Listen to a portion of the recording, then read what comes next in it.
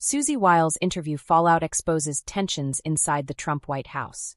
The Susie Wiles interview fallout has ignited a fierce political debate, exposing internal tensions within the Trump White House and unsettling many Republican allies. White House Chief of Staff Susie Wiles, the most powerful person in the White House apart from the president himself, delivered unusually candid and at times unflattering assessments of the president and also his most senior administration officials in a series of interviews with Vanity Fair.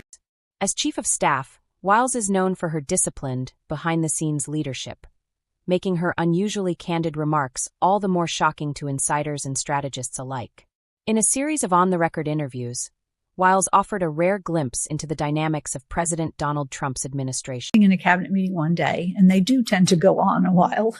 And so I was jotting down in my notebook how I saw the cabinet. And these numbers are wrong, but order of magnitude correct. 5 published authors, 7 billionaires, 11 lawyers, a couple of minorities, a Democrat or two together. And President took some criticism. Her frank assessments of leadership styles, decision-making processes, and political instincts quickly became a lightning rod, with some Republicans privately describing the moment as damaging and demoralizing for party unity. I know Susie, she's the hardest working person up in D.C. with the hardest working president in America, Donald Trump. By the way, he doesn't even drink alcohol. So not sure what that quote is related to. The full context would be helpful. But President Trump never stops working for American people. One of the most talked about elements of the interviews was Wiles's characterization of President Trump's leadership persona. While supporters viewed her remarks as an attempt to explain Trump's relentless confidence and resilience, I love Susie Wiles because Susie is who she is in the president's presence. She's the same exact person when the president isn't around.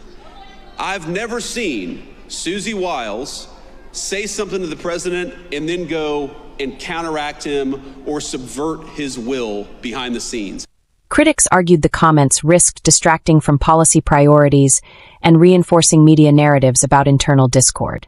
Wiles also spoke candidly about other senior figures, prompting renewed speculation about internal disagreements within the West Wing. For GOP operatives already focused on upcoming elections, the interviews raised concerns about message discipline and the risks of airing internal perspectives publicly. Despite the backlash, President Trump moved quickly to defend his chief of staff, praising her effectiveness and loyalty. Senior administration officials echoed that support, emphasizing that Wiles remains central to executing the president's agenda and maintaining operational stability inside the White House.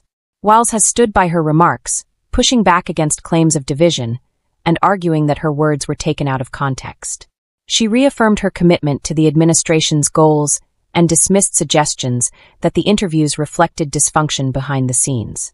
The Susie Wiles interview fallout has become more than a media controversy. It has evolved into a broader conversation about transparency, loyalty, and political strategy at the highest levels of power. Whether the moment leaves lasting political consequences remains to be seen, but it has undeniably pulled back the curtain on the pressures and personalities shaping the Trump White House. Thank you for watching. To stay informed about the latest events happening around the world and right around you, like, share, and subscribe so you never miss an update.